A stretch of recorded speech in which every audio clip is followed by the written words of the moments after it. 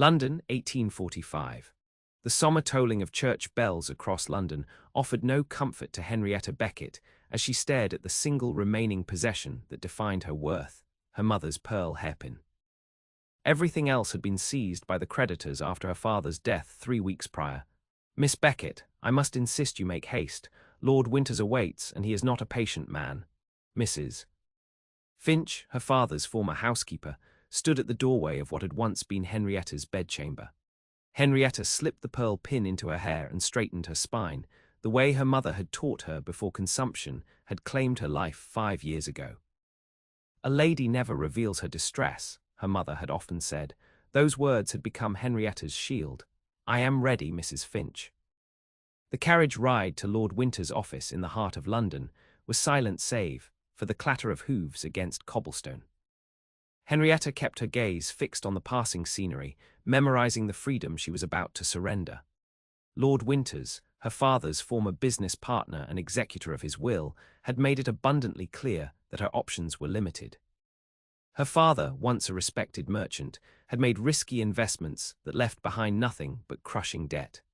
At 22, Henrietta was neither young enough to attract a proper suitor nor qualified for respectable employment. "Miss Beckett," Lord Winters greeted her with practiced cordiality as she entered his office. "Please be seated." Henrietta lowered herself onto the chair across from his desk, arranging her faded blue dress, once her second-best day dress, now her only presentable attire. "I have found a situation for you," he said, adjusting his spectacles. "The Duke of Ravenscroft requires a companion for his ailing mother. The position offers room, board, and a modest stipend." "A companion?" Henrietta questioned, momentarily relieved. It was better than she had feared. Some had suggested she seek employment as a governess, despite her lack of qualifications. "Yes," Lord Winters replied, though something in his expression made Henrietta's stomach tighten. "However, there is the matter of your father's debts to the Duke." Henrietta's hands gripped her reticule. "I was unaware my father was indebted to a duke." "Indeed, your father borrowed substantially from the Duke's investments to fund his last venture.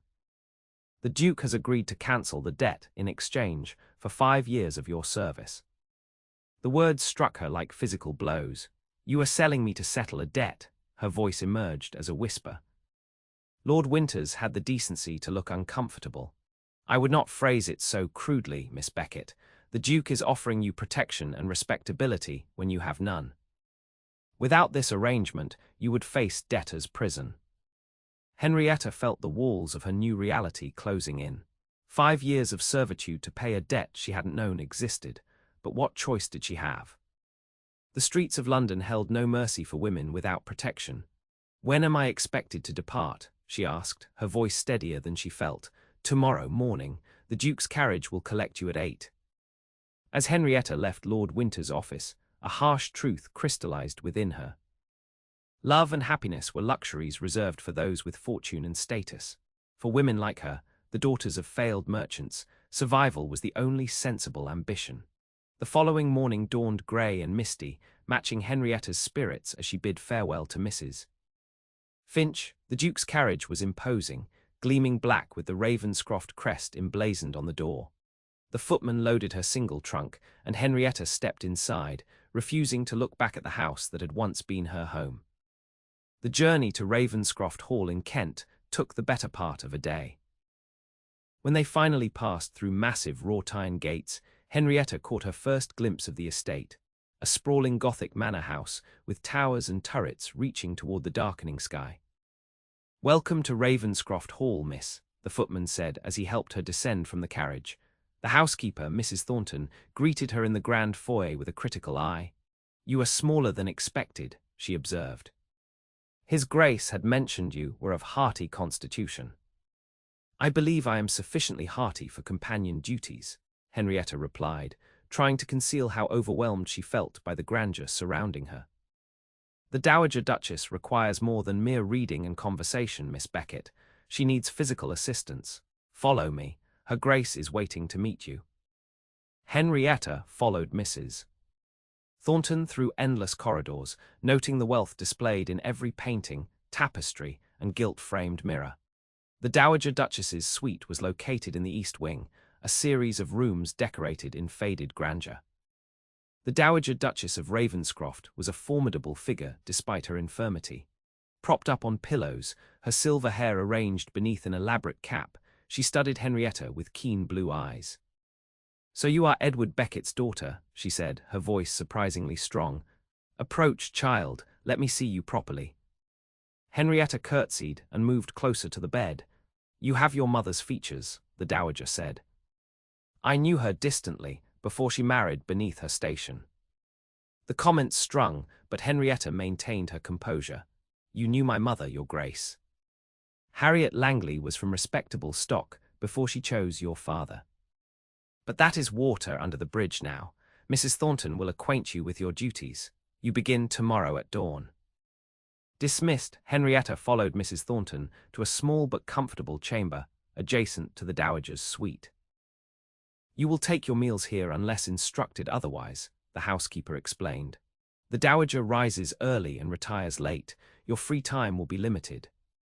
That night, alone in her new quarters, Henrietta allowed herself a moment of grief for the life she had lost. Her father had always promised she would make an advantageous match. Now she was neither family nor servant, but something between, a debt payment in human form. 5 years, she whispered to herself. "I need only endure for 5 years." Her duties began before sunrise. The dowager required assistance with her morning toilette, followed by breakfast, correspondence, and readings from various journals and novels. By midday, Henrietta's throat was raw from reading aloud, but the dowager showed no sign of tiring. "You have a pleasant voice," the older woman conceded during the afternoon tea, "though your pronunciation of French leaves much to be desired." Henrietta accepted the criticism with a gracious nod. "I will endeavor to improve, your grace." "See that you do. My son speaks flawless French, and I would not have him think I have employed an ignorant companion." "Your son, the Duke?" Henrietta asked, unable to quell her curiosity about her unseen benefactor or captor, depending on one's perspective. "Yes, Adrian. He is in London attending to business, but returns tomorrow for the hunting season. He will expect a full accounting of your service thus far." The following day brought a flurry of activity to Ravenscroft Hall. Servants polished silver, arranged fresh flowers, and prepared the Duke's favourite dishes. Henrietta observed the commotion with quiet interest as she attended the dowager. "You will join us for dinner tonight," the dowager informed her. "Adrian will want to assess his investment." The words were a painful reminder of Henrietta's position, but she nodded obediently. "As you wish, your grace." Her modest trunk contained only one evening gown, a pale green silk that had been fashionable 3 seasons ago. She arranged her hair simply, securing it with her mother's pearl pin, and descended to the grand dining room when summoned. The Duke of Ravenscroft was standing by the fireplace when she entered, deep in conversation with his steward. He turned at her arrival, and Henrietta felt her breath catch. Adrian Ravenscroft was not what she had expected. Tall and broad-shouldered, with dark hair and striking grey eyes, he looked to be in his early 30s. A small scar above his right eyebrow lent character to otherwise perfect features. "Miss Beckett, I presume," he said, his voice deep and cultured. "Welcome to Ravenscroft." Henrietta curtsied. "Your Grace, thank you for the opportunity to serve your mother." His eyes narrowed slightly at her choice of words. "Indeed. I understand you have settled in well. Your mother has been most gracious." The Duke glanced at the dowager, who was watching their exchange with interest. Mother rarely bestows graciousness where it isn't earned. "You must be competent." "Miss Beckett reads beautifully," the dowager said, though her French is abysmal. "A failing that can be remedied," the Duke replied, his gaze assessing Henrietta as if she were a horse at auction. "I trust you understand the terms of our arrangement, Miss Beckett." 5 years of service to cancel my father's debt," Henrietta answered, meeting his eyes directly despite the impropriety. "I understand completely, your grace." Something flickered in his expression, surprise perhaps at her directness. "Good, I dislike misunderstandings." Dinner was a tense affair. Henrietta spoke only when addressed directly, conscious of her position as neither guest nor servant. The Duke questioned her about her education and accomplishments, seeming satisfied with her responses. As weeks passed, Henrietta established a routine at Ravenscroft Hall. The Dowager proved demanding but not unkind, and the household staff gradually accepted her ambiguous position. The Duke remained a distant figure, appearing occasionally at dinner or in the library where Henrietta often read to his mother. One rainy afternoon, as Henrietta sat reading poetry while the Dowager dozed, the library door opened to admit the Duke. He appeared surprised to find them there. "My apologies," he said quietly. "I did not realize Mother was resting." "She often naps after her afternoon medicine, Your Grace," Henrietta explained, keeping her voice low. "Shall I wake her?" "No, let her rest." He moved to a shelf and selected a volume. "You may continue reading, Miss Beckett. I find Tennyson quite soothing myself." Henrietta hesitated, then resumed where she had left off, acutely aware of his presence as he settled into a chair across the room. She kept her eyes on the page, though she could feel his gaze upon her. When she finished the poem, she looked up to find him watching her with an unreadable expression. "You do read beautifully," he commented. "Was literature a particular interest of yours before?" "Before my father's financial ruin," she supplied when he paused. "Yes, Your Grace.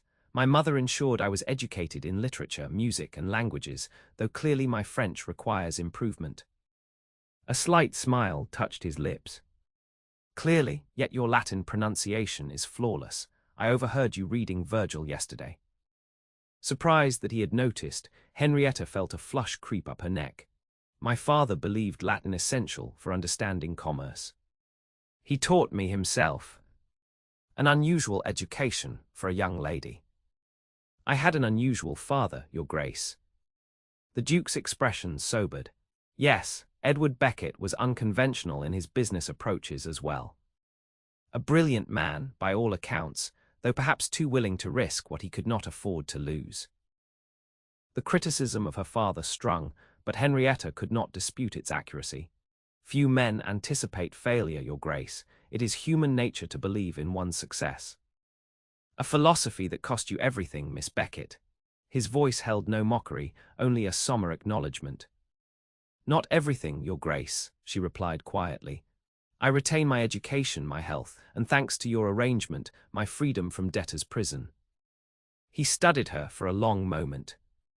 "You consider this freedom?" The question struck deeper than he could know. "Comparative freedom, perhaps. I recognize the constraints of my position." The Dowager stirred then, ending their conversation, but something had shifted between them. In the following days, the Duke sought her company more frequently, engaging her in discussions of books and current events when his mother tired of conversation. Gradually, Henrietta began to see beneath the Duke's austere exterior. He was deeply committed to his estates and tenants, often riding out to oversee improvements and resolve disputes. He maintained a correspondence with scientists and philosophers across Europe. And despite his formal manner, servants spoke of his fairness and generosity. Winter arrived, bringing with it a house party for the Christmas season. Distant relations and neighbouring gentry descended upon Ravenscroft Hall, filling its rooms with laughter and music. Henrietta found herself increasingly isolated, reminded of her peculiar position as the Dowager's companion. At the Christmas Eve ball, Henrietta sat with the Dowager in a corner of the ballroom, watching the dancers swirl past in their finery. The Duke performed his duties as host, dancing with eligible young ladies and their mothers with practiced charm. "He dances well, does he not?" the Dowager remarked, following her son with proud eyes. "Though he finds these social obligations tedious." "He conceals it admirably," Henrietta replied. "Adrian has always understood duty. Since his father's death, he has sacrificed personal happiness for the sake of Ravenscroft." Henrietta watched as the Duke partnered a beautiful blonde in an elaborate silk gown. "Lady Harrington appears quite taken with him." The Dowager sniffed. "Emily Harrington has been setting her cap at Adrian for 3 seasons. Her dowry is substantial, but she has the intellect of a teacup." She fixed Henrietta with a penetrating look. You disapprove of my son, Miss Beckett. Not at all, Your Grace, I merely observe. And what do you observe? Henrietta chose her words carefully. That his Grace appears to value substance over appearance, yet society often demands the opposite. A rare smile crossed the dowager's features. Perceptive, now I am fatigued. Escort me to my chambers. As they left the ballroom, Henrietta felt the Duke's eyes follow their departure, though when she glanced back, he was engaged in conversation with Lord Harrington. Later that night, unable to sleep, Henrietta wrapped herself in a shawl and slipped down to the library. The house had finally quieted, the guests retired to their chambers. She selected a volume of Shakespeare's sonnets and curled up in a window seat, watching snow begin to fall in the moonlight. You should be asleep, Miss Beckett. The Duke's voice startled her. He stood in the doorway, still dressed in his evening attire though he had removed his cravat. As should you, Your Grace, she replied, rising quickly. I apologize for the impropriety. He waved away her concern and entered the library, closing the door behind him. I often find sleep elusive after these events. Too many conversations requiring diplomatic responses. Lady Harrington seemed particularly interested in diplomatic relations, Henrietta said before she could stop herself. The Duke's eyebrow rose. You were observing me, Miss Beckett. Heat flooded her cheeks. Forgive me, it is not my place to comment. And yet you have formed an opinion. He moved closer, his expression curious rather than offended. What is your assessment of Lady Harrington? Henrietta hesitated, then decided honesty was her only defense. She seems a perfect match by society's standards, beautiful, wealthy, well-connected. Whether she would make you happy is beyond my ability to judge. Happiness, he repeated, as if tasting a foreign word. An interesting criterion for marriage. My parents' union was arranged for political and financial advantage. Would you call their marriage unhappy? The Dowager speaks of your father with great respect and affection. Respect and affection, he mused. Perhaps that is the best one can hope for. He glanced at the book in her hands. Shakespeare believed differently, of course. Poets often do, Your Grace. Adrian, he said suddenly. When we are alone, I would prefer you use my name. Henrietta stared at him, shocked by the intimacy of the request. That would be highly inappropriate. As is our current situation, yet here we stand.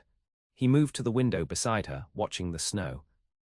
You have been at Ravenscroft for nearly 6 months, and in that time, you have shown more intelligence and character than most people I have known my entire life. You barely know me, she whispered. I know enough. His eyes met hers. I know you bear no resentment despite your circumstances. I know you treat my mother with genuine compassion rather than mere duty. I know you read philosophy when you believe no one is watching. The intensity of his gaze made her heart race. Your Grace. Adrian, he insisted. Adrian, she conceded, the name unfamiliar on her tongue. Whatever you believe you know of me, remember that I am here to repay a debt. Our positions make any. Friendship impossible. Do they? He reached out and touched her cheek briefly, the contact sending a shock through her system. Good night, Henrietta. Sleep well.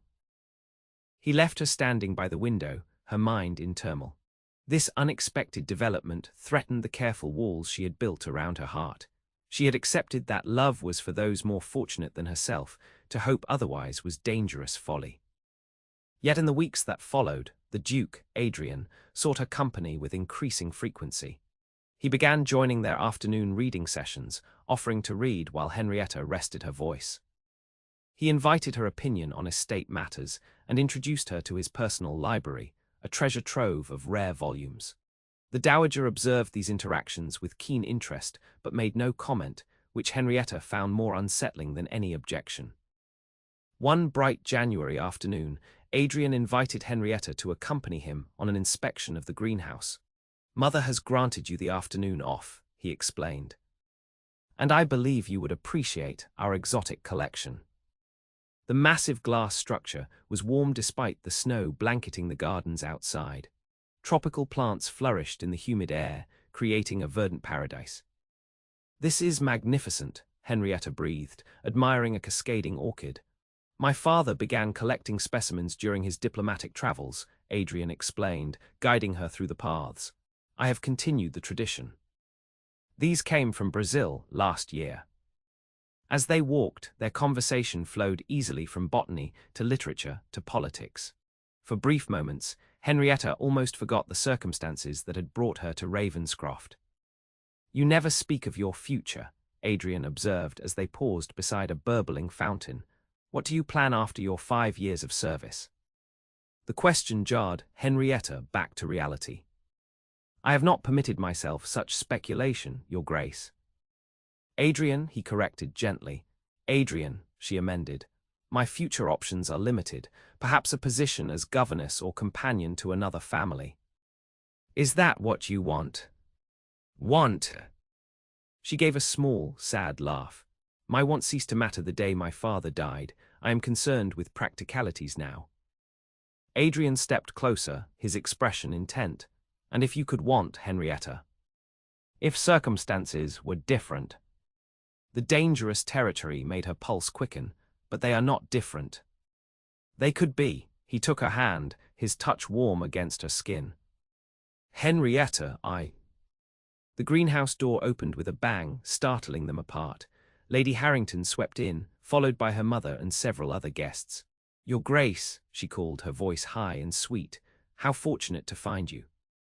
We were just admiring your magnificent grounds. Adrian's expression closed, the warmth vanishing as he resumed his ducal persona. Lady Harrington, I trust you are enjoying your extended stay. Immensely, she replied, then noticed Henrietta. Her perfect features registered momentary confusion. Oh, you have company. Miss Beckett was assisting me with cataloguing some new specimens, Adrian explained smoothly. Miss Beckett, please inform my mother. I will join her for tea shortly. Dismissed, Henrietta curtsied and left, the easy camaraderie of moments before shattered by the reminder of their respective places in society. That evening, Henrietta pleaded a headache and took her dinner in her room, unwilling to face the dining party, and Adrian, after the greenhouse encounter. Whatever had been building between them was impossible, a fantasy that would only lead to heartbreak. A knock at her door roused her from melancholy thoughts. She opened it to find Adrian's valet bearing a small package. From His Grace, miss, the man said, bowing slightly. Alone again, Henrietta unwrapped the parcel to find a rare edition of Wordsworth's poems and a note. Poetry often expresses what we cannot say directly. She opened the volume to find a pressed orchid marking a page. The poem was, she was a phantom of delight, and Adrian had underlined 2 lines, and yet a spirit still and bright with something of angelic light. Tears strung her eyes. This gesture was more dangerous than any words spoken in the greenhouse. It suggested feelings that could never be acknowledged, much less acted upon. February brought illness to Ravenscroft Hall. The Dowager contracted influenza, her already fragile health deteriorating rapidly. Henrietta rarely left her side, administering medicine and cool compresses as the fever raged. Adrian, too, spent hours at his mother's bedside, his worry evident in the dark circles beneath his eyes. One night, as the Dowager slept fitfully, he and Henrietta kept vigil together. You should rest, he told her quietly. You have barely slept in days. I cannot leave her, Henrietta replied, her voice hoarse with fatigue. She needs constant attention. Adrian reached across the bed and took her hand. You have shown my mother more devotion than many blood relations would. I will not forget it. When the Dowager's fever finally broke, the physician declared the danger past. The household breathed a collective sigh of relief, and Henrietta finally allowed herself to collapse into exhausted sleep. She awoke to find a small blue velvet box beside her bed. Inside was a delicate silver bracelet set with pearls. The accompanying note read simply, "For service beyond any debt.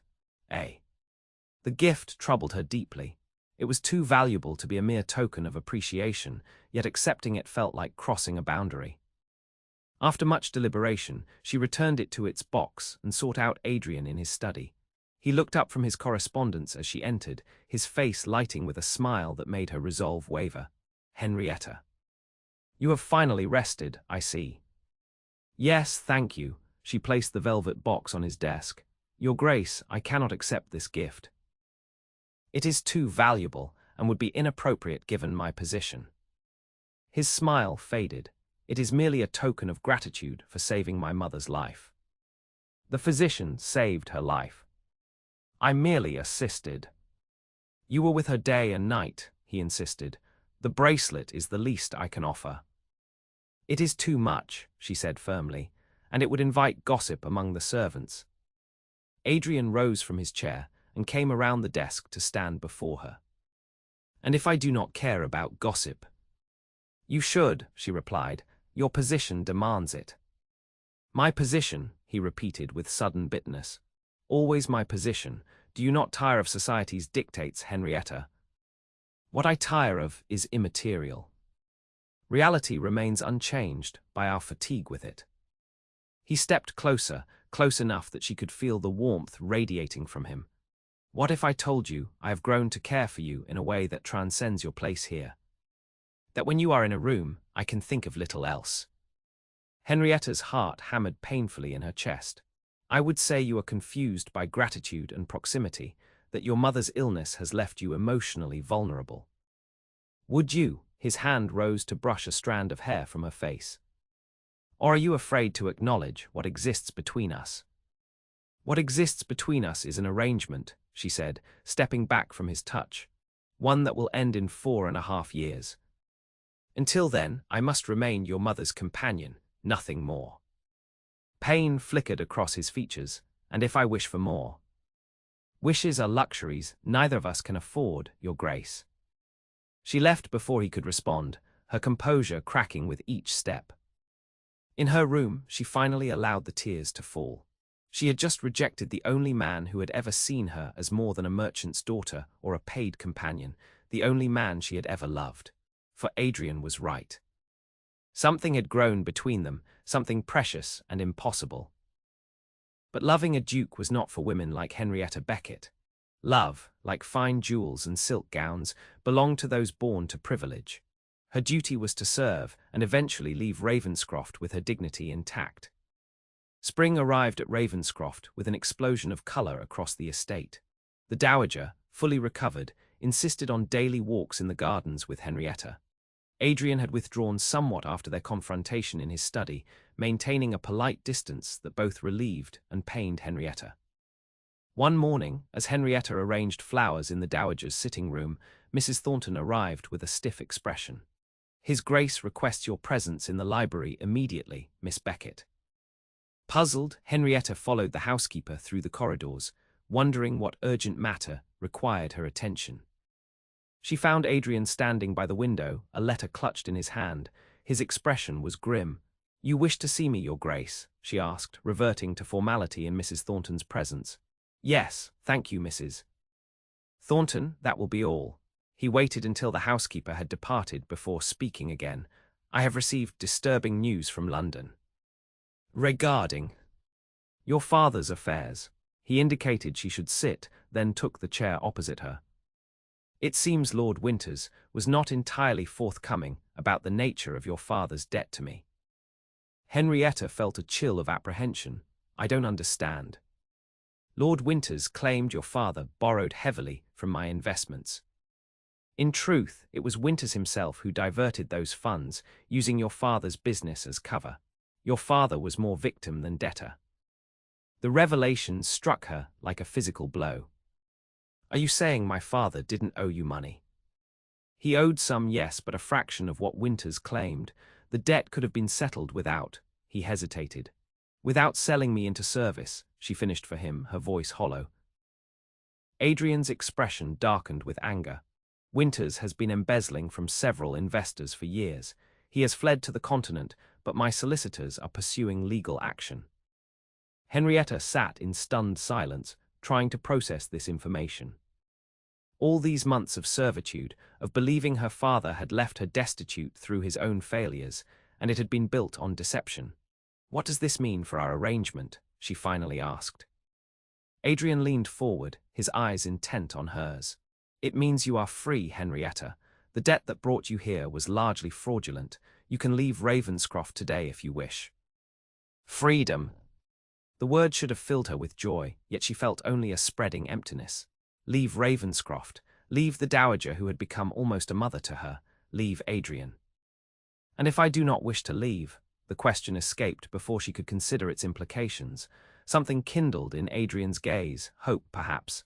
Then you would stay not from obligation, but by choice. As what? She asked softly. The dowager's companion still.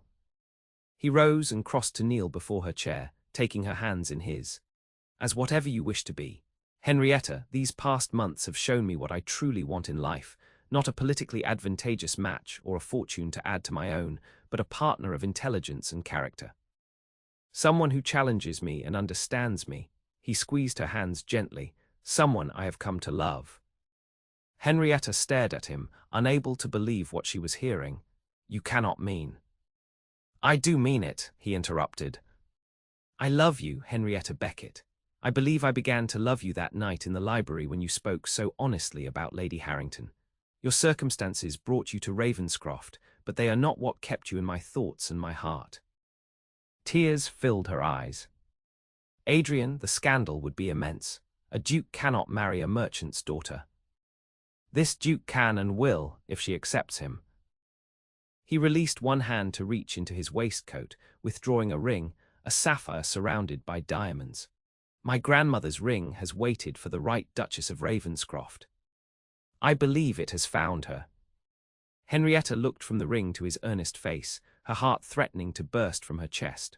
All her life, she had believed love and position were inseparable, that women like her could never aspire to either. Now this man, this duke, was offering both. Society will never accept me, she whispered. Society will follow my lead, as it always does, he replied with confidence, and those who do not are welcome to avoid Ravenscroft entirely. I care nothing for their approval compared to your happiness.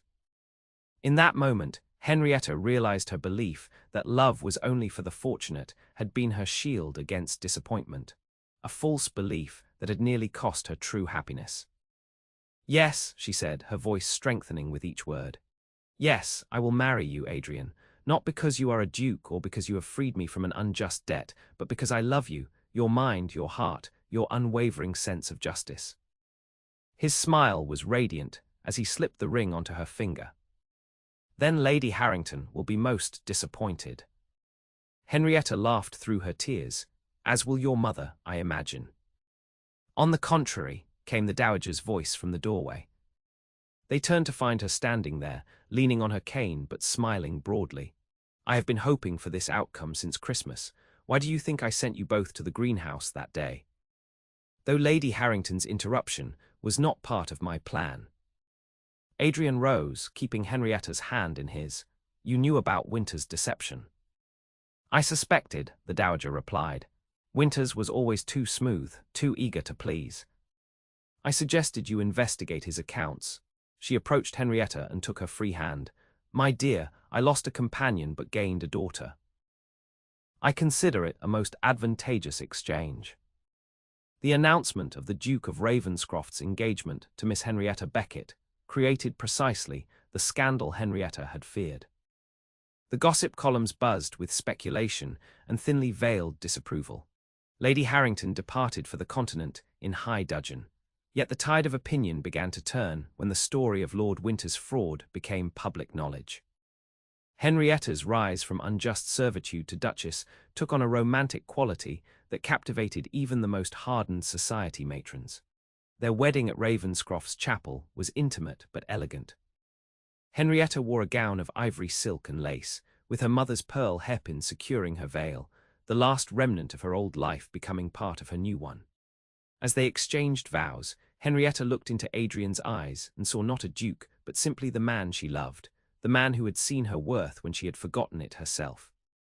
I take thee, Henrietta, to be my wedded wife, Adrian said, his voice clear and certain, to have and to hold from this day forward. Later, as they danced at their wedding breakfast, he pulled her close and whispered, Are you happy, Duchess? Henrietta smiled up at her husband, her heart full. Happier than I ever believed possible. And your opinion on love being only for the fortunate? He asked with a knowing smile. I have revised my position, she replied. Love, it seems, is not determined by fortune or status, but by the courage to recognize it when it appears, even in the most unlikely circumstances. As Adrian drew her closer for another dance, Henrietta reflected on the strange journey that had brought her to this moment. She had arrived at Ravenscroft Hall, believing herself sold to pay a debt, only to discover the greatest fortune of all, a love that had transformed not just her circumstances, but her very understanding of what was possible in life. The young lady sold to a duke's household had indeed never expected his heart to yearn for her, nor had she expected her own heart to find its home in his.